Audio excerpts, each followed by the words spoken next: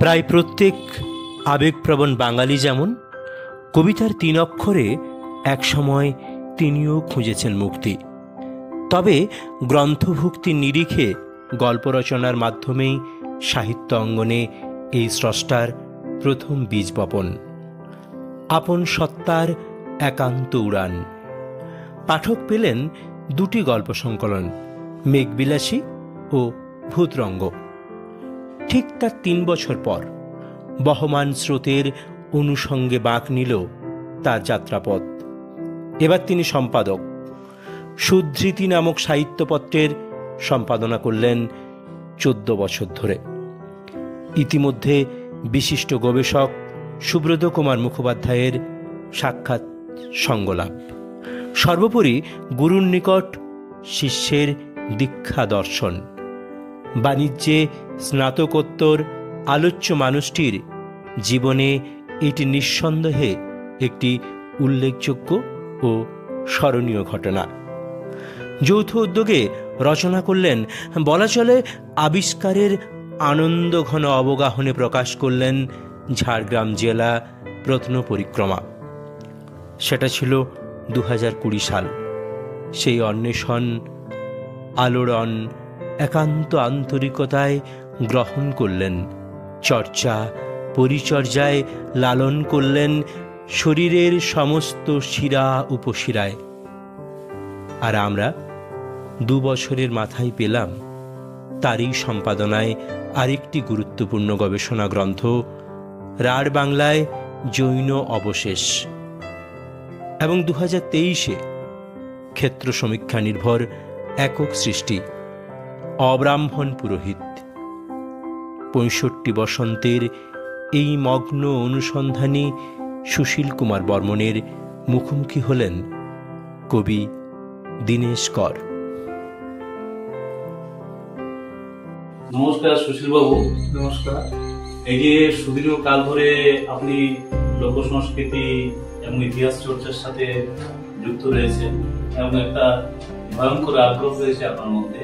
এই যে একান্ত অনুসন্ধান, তারপরে পশ্চিমবঙ্গের বিভিন্ন জায়গায় আপনি ঘুরে বেরিয়েছেন, তো এবং ক্ষেত্র সমীক্ষা করেছেন, বই প্রকাশ করেছেন। আমরা জানতে চাইছি সেই শুরুর দিনগুলি, মানে কিভাবে আপনি শুরু হলো, মানে এই পথ চলা কিন্তু সূচিত হয়েছিল।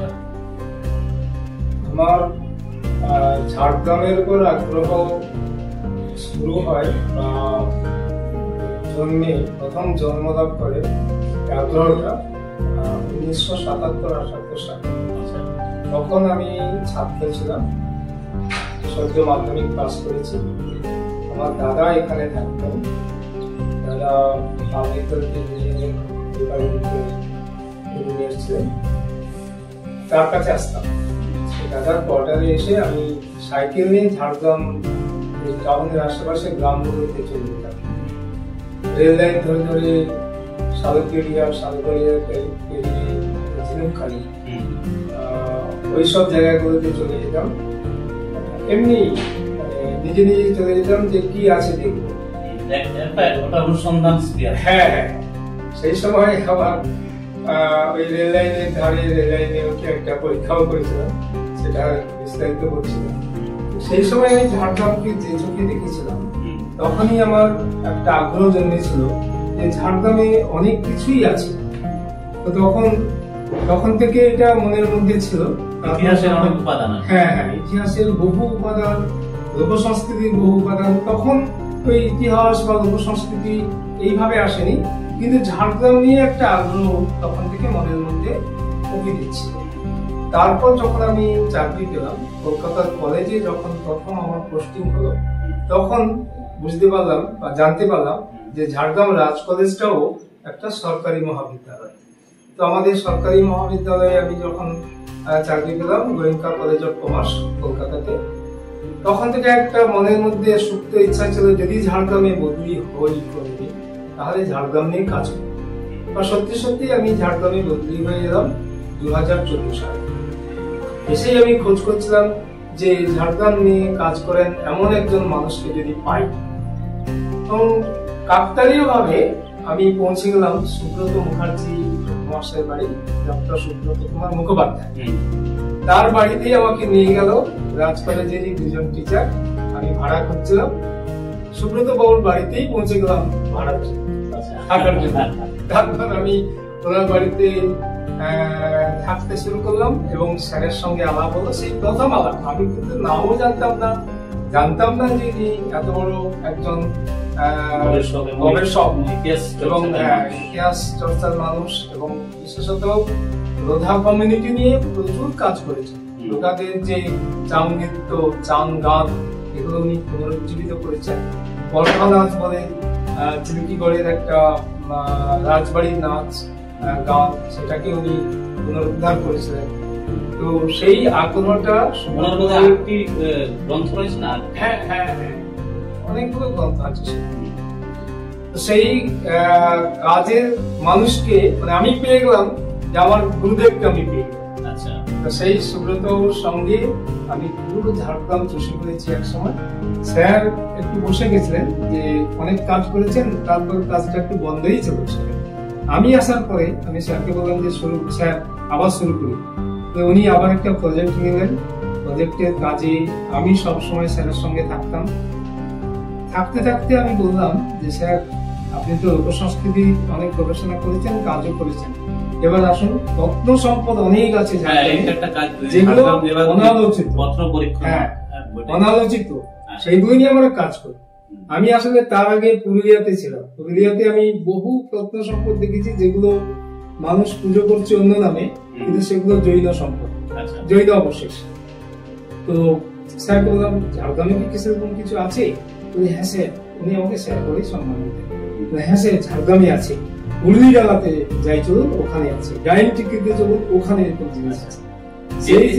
এবারে আপনাদের ক্ষেত্র সমীক্ষা, হ্যাঁ, এইবার উনি লোধাদের উপর কাজ করছেন, উনি আদিবাসী সমাজের উপর কাজ করছেন, উনি সাহিত্য সংস্কৃতি নিয়ে কাজ করছেন।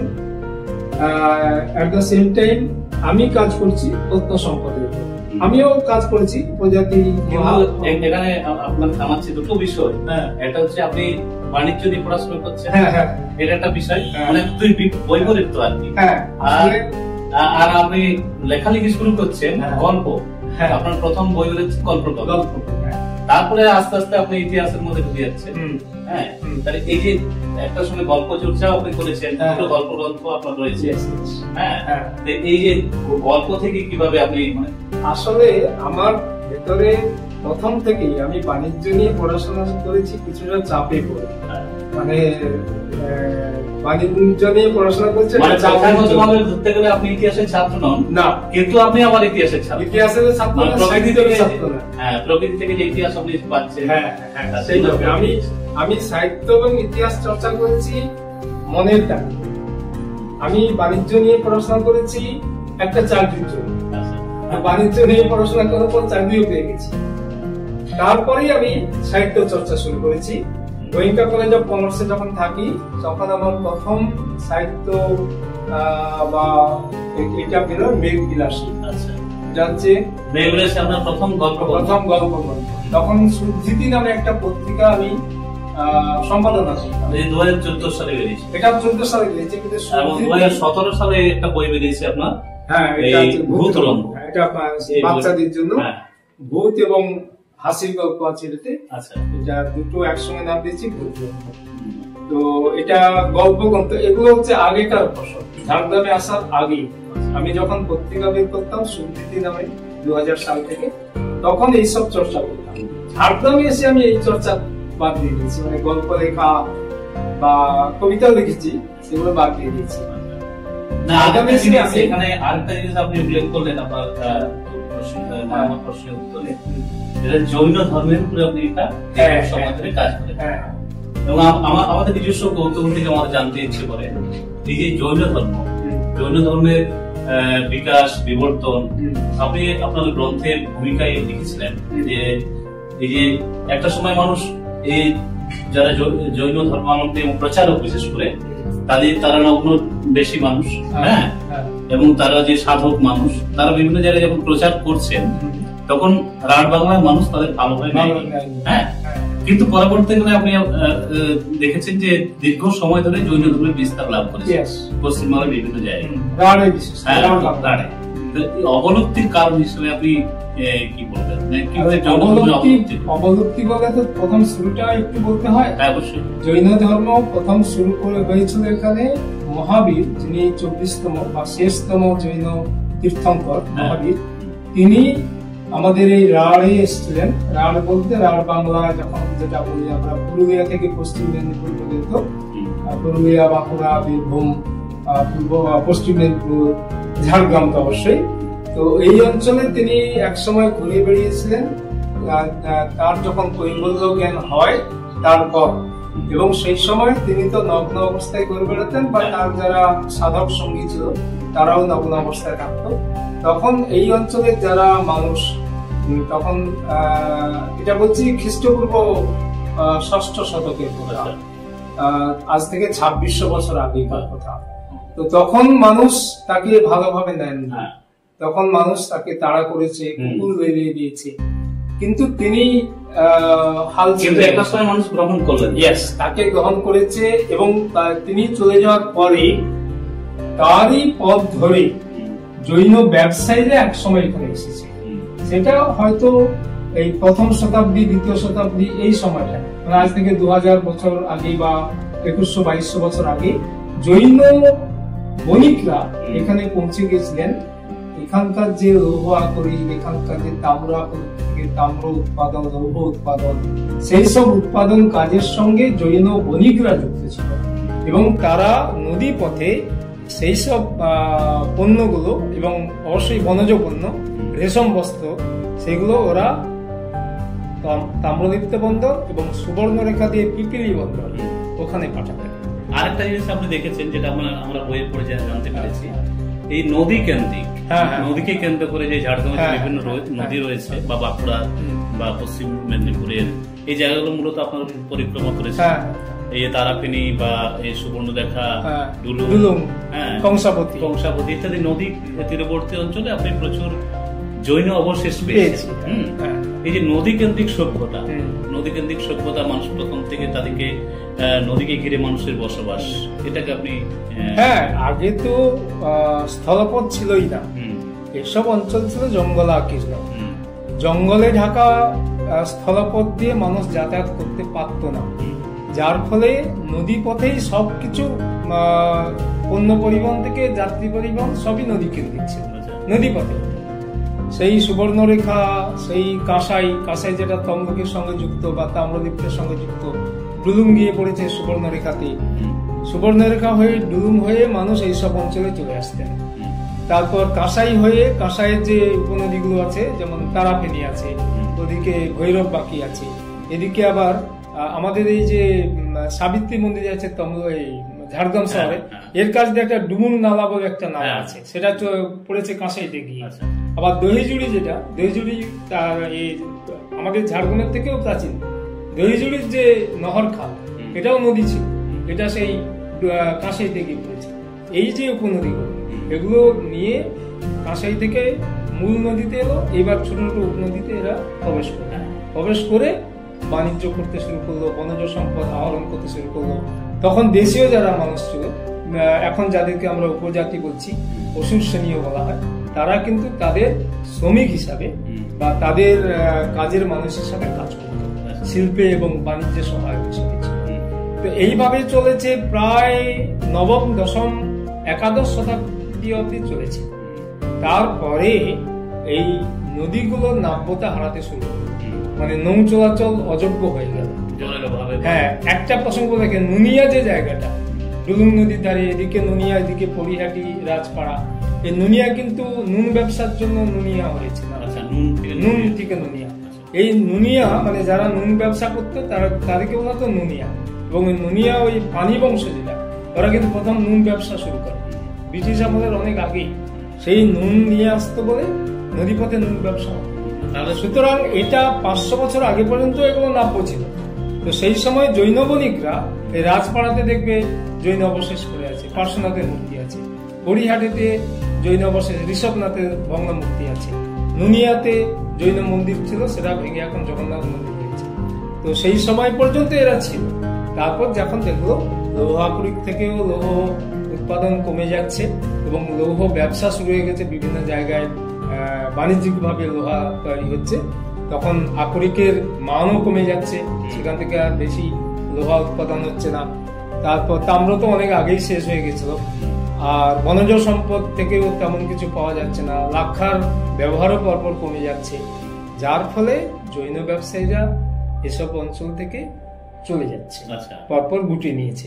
আরেকটা কারণ আছে, রাজনৈতিক কারণ। যখন এইসব অঞ্চল জঙ্গলাকীর্ণ ছিল, তখন বাংলার যারা শাসক, সেই বল্লাল সেন, লক্ষণ সেনের আগে যারা শাসক ছিল, পাল বংশ বা সেই সেন বংশ তো পরে এলো, বল্লাল সেন, তো তার আগে যে বংশগুলো ছিল তারা জঙ্গলমহলে ততটা প্রবেশ করতে পারেনি। এমন জঙ্গলাকীর্ণ ছিল, এইসব জঙ্গল ছিল অগম্য। তখন বিষ্ণুপুরের যারা মল্ল রাজা, তাদের আন্ডারে এইসব জায়গায় সর্দার রাজারা ছিল, সর্দাররা ছিল, জঙ্গল সর্দার, তারা শাসন করত। সেই সময় জৈনরা করতো কি, ওরা কোনোদিন শাসন ব্যবস্থায় অংশগ্রহণ করেনি। ওরা ওই স্থানীয় শাসক, সর্দার রাজা বলুন বা শাসক ছিল, তাদের সঙ্গে হাত মিলিয়ে তাদেরকে কর দিয়ে তাদেরকে সন্তুষ্ট রেখে ওরা ব্যবসা করত। এখানে একটা জিনিস আপনারা পেয়েছেন, যেটা পরে আমিও বিস্মিত হয়েছি, সেটা হচ্ছে এই জৈন ধর্মের অবলুপ্তি ঘটলো, জৈন ধর্ম আর নেই। তারপরে দেখলেন যে বিভিন্ন জলাশয় থেকে, নদী বা বিভিন্ন জায়গা থেকে জৈনের যে মূর্তিগুলো সেটা আবিষ্কৃত হলো। আবিষ্কৃত হওয়ার সাথে সাথে আরেকটা ঘটনা ঘটলো, মানুষ তাদের নিজ নিজ সভ্যতা সংস্কৃতির সঙ্গে সঙ্গতি রেখে তাদের পুজো করতে শুরু করলো। মানে জৈন মূর্তির পুজো শুরু হলো আর হ্যাঁ, কিন্তু সেটা অন্য নামে, অন্য দেবতা বা দেব দেবীর নামে। এই ঘটনা আমাদের খুব বিস্মিত। হ্যাঁ, বিস্মিত হওয়ার কিছু নেই। আসলে মানুষ যখন বুঝতে পারে না যে এটা কিসের মূর্তি, হঠাৎ পুকুর থেকে বা নদী থেকে, বেশিরভাগ জলাশয় থেকে মূর্তিগুলো পাওয়া গেছে। কেননা জৈনরা যখন চলে যাচ্ছে, তাদের ধর্ম যখন এখানে আর হবে না, তাদের ধর্ম অনুসরণকারী এখানে কেউ নেই, ধর্মাচরণ করতে পারবে না, তখন তারা ওই সেন বংশেরা বলছিলাম না, সেনরা যখন এলো, সেই সময় একটা শৈব ধর্মের জোয়ার আসে, শঙ্করাচার্যের শৈব ধর্ম। সেই শৈব ধর্মের প্লাবনে কিন্তু জৈনরাও কিন্তু তাদের ধর্ম ত্যাগ করে এখান থেকে চলে যায়। ধর্ম ত্যাগ করেনি, স্থান ত্যাগ করে এখান থেকে চলে যায়, যার ফলে যতগুলো শৈব মন্দির হয়েছে, দেখুন চিত্রেশ্বরে কিন্তু জৈন মূর্তি ছিল, পুরুলিয়ায়ও অনেক এরকম আছে। শিব জ্ঞানে পূজা করা হচ্ছে না, শিব লিঙ্গ পরে শুরু করা হয়, মানে স্থাপন করা হচ্ছে, বা জৈনরাও তো শিব পূজা করতো, সেই শিবলিঙ্গ স্থাপন করে শৈবরা এবার পুজো করতে শুরু করলো। আর জৈন যে চিহ্নগুলো ছিল সেগুলো অবলুপ্ত হয়ে গেল। ওরা আবার সেই জৈন যে তীর্থঙ্কর মূর্তি ওরা জলে ফেলে দিয়ে চলে গেছে, নদীতে বা বড় পার্শ্ববর্তী জলাশয়ে। যেমন উর্লি জায়গার যে মূর্তিটা পাওয়া গেছে, যেটা সুন্দর, একটি অপূর্ব সুন্দর এবং কারুকার্যময় পার্শ্বনাথের মূর্তি, ওটা কাঁসাই থেকে পাওয়া গেছে। কাঁসাইয়ে মাছ ধরতে গিয়ে স্থানীয় মানুষ ওটা পেয়ে গেছে, পায়ে লেগে গেছে, তখন ওরা তুলে এনেছে। তুলে এনে কি নামে পুজো করবো, পার্শ্বনাথ তো কেউ চেনে না তখন, মানে তার আগে কয়েকশো বছর কেটে গেছে, 500-600 বছর কেটে গেছে, তারপরে এই মূর্তিটা পাওয়া গেছে। তখন যে স্থানীয় মানুষরা তারা বললো যে একটা কিছু নাম তো দিতে হয়, ধন্বন্তরী নামে পুজো করছে। ধন্বন্তরী নামে পার্শ্বনাথের মূর্তি পুজো হচ্ছে উর্লিডাঙ্গা গ্রামে। তারাফেনী, এদিকে তারাফেনী, এদিকে ভৈরববাঁকি, আর ওদিকে হচ্ছে কাঁসাই। এই তিনটে নদীর মাঝখানে উর্লিডাঙ্গা গ্রাম, সেই গ্রামে পুজো হচ্ছে পার্শ্বনাথের মূর্তি। কি নামে বললাম, ধন্বন্তরী নামে। আরেকটু এগিয়ে তারাফেনীর তীরে করাতশোল গ্রামে পার্শ্বনাথের মূর্তি আরো একটা। মানে এত দীর্ঘদিন ধরে জৈন মূর্তিগুলো রয়েছে। হ্যাঁ, মানে ধাতু না, ওটা তো পাথরের মূর্তি। কিছু ধাতুরও আছে, রয়েছে নাকি? ধাতুর কিচ্ছু মূর্তি, শুধু পাথর। ধাতু হলে তো মানুষ চুরি করে নিয়ে পালাবে। এখানে যে পাথরের মূর্তিগুলো, উর্লিডাঙ্গার যে মূর্তি, ওটা একবারে ব্ল্যাক গ্রানাইটের মূর্তি, একবারে অনেক অনেক, মানে ওটা খুব কঠিন শিলা, যেটা সবচেয়ে কঠিন শিলা, সেটাকে বলা হয় ব্ল্যাক গ্রানাইট বা কৃষ্ণ পাথর, ওটা আরেকটা নাম কোষ্টি পাথর বলা হয়। ওই কোষ্টি পাথরের মূর্তি।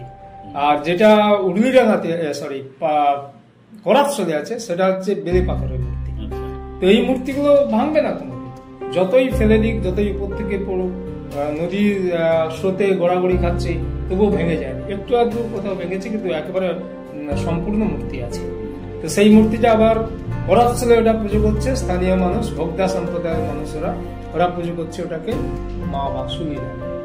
আর যদিও নগ্ন মূর্তি, কিন্তু পার্শ্বনাথের মূর্তি, মা বাসুলি নামে। এই যে জৈন ধর্মের চর্চার একটা দিক আপনার সাথে আলোচনা হলো, হ্যাঁ। আরেকটা 2023 সালের অক্টোবর মাসে আপনার প্রথম একক গবেষণা গ্রন্থ বেরোলো, সেটা হচ্ছে অব্রাহ্মণ পুরোহিত। হ্যাঁ, অব্রাহ্মণ পুরোহিত মানে দেবস্থানে যেখানে পুরোহিত হিসেবে আমরা পাচ্ছি লোধা, ডোম, শবর, মুন্ডা, হাড়ি, বাগদি, বাউরি ইত্যাদি ইত্যাদি জনজাতির যে প্রতিনিধি তাদের, এবং আমরা এটা আশ্চর্য হয়ে পড়লাম এবং আমরা সমৃদ্ধ হলাম। এটার উপরে যদি একটু আলোচনা করেন।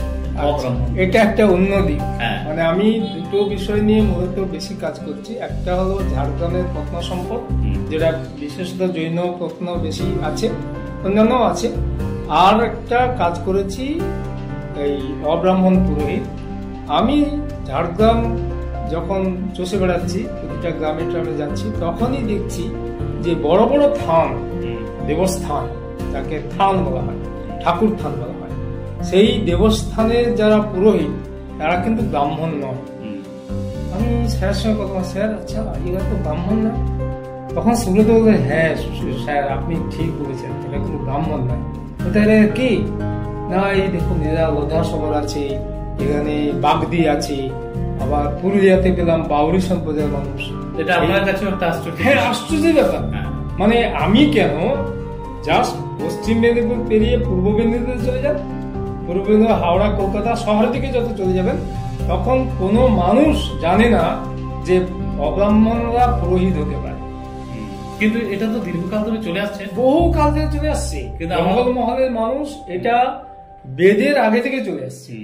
মানুষের মধ্যে যখন প্রথম ঈশ্বর চেতনা উদ্ভব ঘটে, তখন থেকে কিন্তু এইসব যে মানুষরা জঙ্গল মহলের তথাকথিত উপজাতি মানুষ যারা, তারা তখন থেকে প্রকৃতির পূজা করে আসছে। এবং থানগুলোতে সাধারণত প্রকৃতির পুজো হয়। কোনো কোনো জায়গায় মূর্তি পাশাপাশি পাওয়া গেছে, মূর্তি একটা এনে বসিয়ে দেওয়া হয়েছে, কিন্তু প্রকৃতির পূজারী এরা এখনো প্রকৃতির পূজারী। এবং প্রকৃতির পুজো হচ্ছে ওই পাথর পুজো, বৃক্ষ পুজো, সূর্য পূজা, তারপরে জলের পূজা, হাওয়ার পূজা, যে কোনো প্রাকৃতিক শক্তিকে বশীভূত করার জন্য মানুষ একটা ঈশ্বরের কল্পনা করেছিলেন। মানে ঈশ্বর, মানে যে জিনিসটা প্রকৃতি যখন মানুষের উপকার করছে, তখনও তাকে ঈশ্বর হিসাবে কল্পনা করছে যে এই উপকারী জিনিস, একে আমাকে পুজো করতে হবে, আরো বেশি এর কাছ থেকে পাবো। আর একটা দিক যেটা একটা ভয়ের ব্যাপার, যে বজ্র বিদ্যুৎ, ঝড় ঝঞ্ঝা, মহামারী, তখনই বলছে এটা হচ্ছে একটা অপদেবতা, এরও পুজো করতে হবে, একে শান্ত রাখতে হবে, সেভাবে পুজো হচ্ছে। তাহলে এখানে যে আপনি যে অব্রাহ্মণ পুরোহিত গ্রন্থে লিখেছেন যে বৈদিক যুগে মানুষের জন্মের ভিত্তিতে নয়, জ্ঞান লাভের ভিত্তিতে একজনকে ব্রাহ্মণ বলা হয়। এখান থেকে আমার একটা প্রশ্ন আছে যে ব্রাহ্মণ তাহলে শব্দের অর্থ হচ্ছে ব্রহ্ম জ্ঞান জানেন যিনি। তার মানে কি, যিনি বিশিষ্ট মানুষ, যিনি অনেক উচ্চ মার্গে যিনি অবস্থান করছেন, বা যার মধ্যে যথেষ্ট পাণ্ডিত্য বা জ্ঞান রয়েছে, তিনি, আমি জাতির কথা বাদ দিচ্ছি, আমি ধর্মের কথা বাদ দিচ্ছি, তাহলে তাকেও ব্রাহ্মণ বলা যায়। হ্যাঁ, মানে ব্যাপক অর্থে। সেটাই তো, ব্যাপক অর্থে যার ব্রহ্মজ্ঞান হয়েছে, মানে যিনি ব্রহ্মকে মানে ঈশ্বরকে জেনেছেন, ঈশ্বর সম্বন্ধে যার চেতনা হয়েছে বা জেনেছেন, তিনিই ব্রাহ্মণ। আলাদা করে তো ব্রাহ্মণ বলে যে ব্রাহ্মণের পুত্র ব্রাহ্মণ, ব্রাহ্মণের বংশ বলে ব্রাহ্মণ হবে, সেটা কিন্তু আগেও ছিল না। যখন বৈদিক যুগে, তখন আমার ওই অব্রাহ্মণ পুরোহিতে একটা গল্প দেওয়া আছে, সেটা বেদ থেকে নেওয়া, উপনিষদ থেকে নেওয়া। সেখানে বলা আছে যে যিনি ব্রহ্মজ্ঞান জানেন তিনি হবেন ব্রাহ্মণ। তাকে সরিয়ে রেখে যারা ব্রাহ্মণ বলে নিজেদেরকে চিহ্নিত করছে, তারা যজ্ঞে তাকে অংশগ্রহণ করতে দিলেন না। তিনি বাইরে গিয়ে নিজে সরস্বতী ধ্যান করে সরস্বতী নদীকে তার কাছে নিয়ে চলে।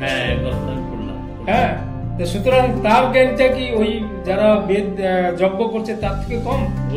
তখন যারা যজ্ঞ করছিল তারা দেখলো যে সরস্বতী নদী কোথায় গেল, তো দেখা গেল যে ওই যে যাকে তাড়িয়ে দিয়েছিল সে যেখানে বসে আছে সরস্বতী নদী সেখান দিয়ে বইছে, বলছে আরে সরস্বতী সরস্বতী তিনি ওই যে অব্রাহ্মণ তার ধ্যানে মুগ্ধ হয়ে তার কাছে চলে গেছে, তাহলে কে বড় ব্রাহ্মণ?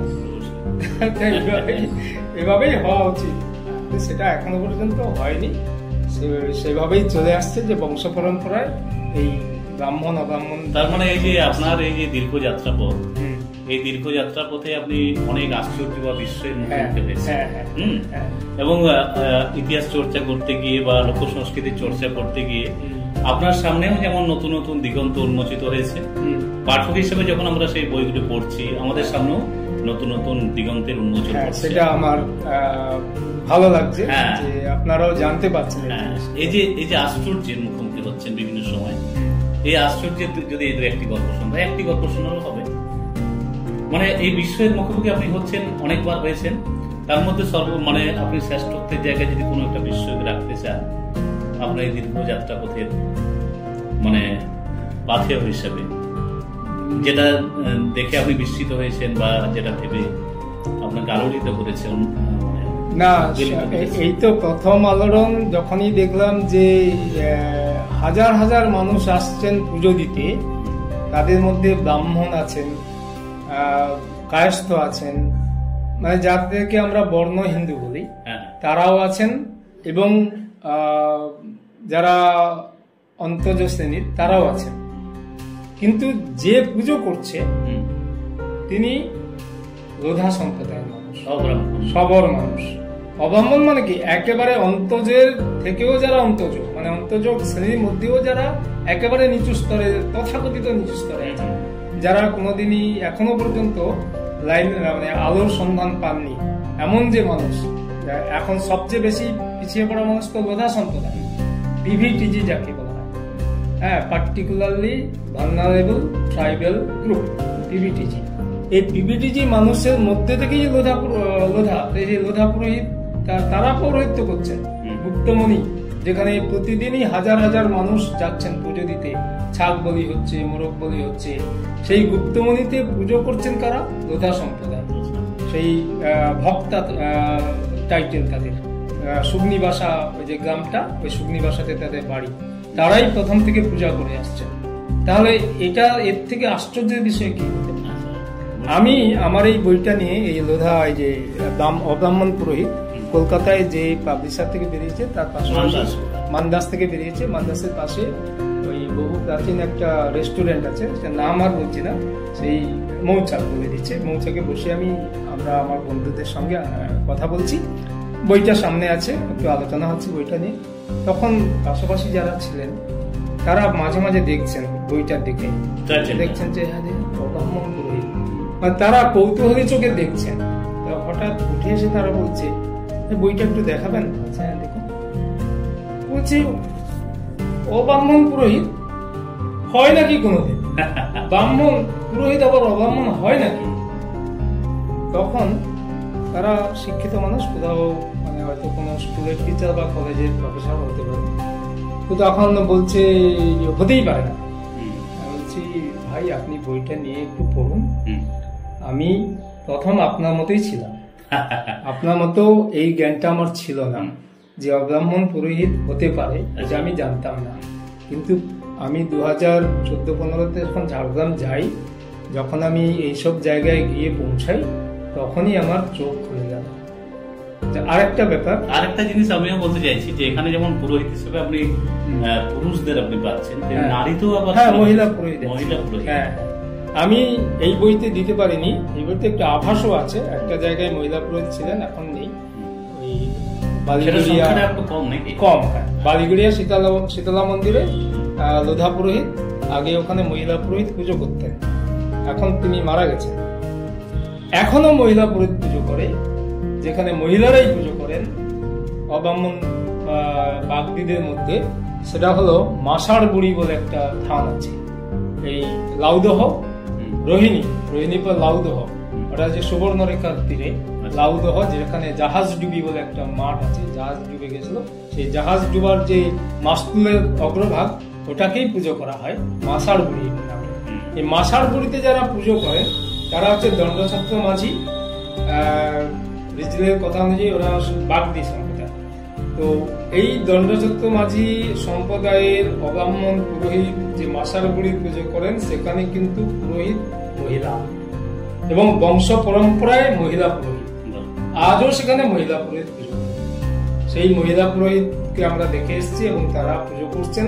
তার শাশুড়ি পুজো করতেন, তার আগে তার শাশুড়ি পুজো করতেন, এইভাবে মহিলা পুরোহিত বংশ পরম্পরায় পুজো করে আসছেন।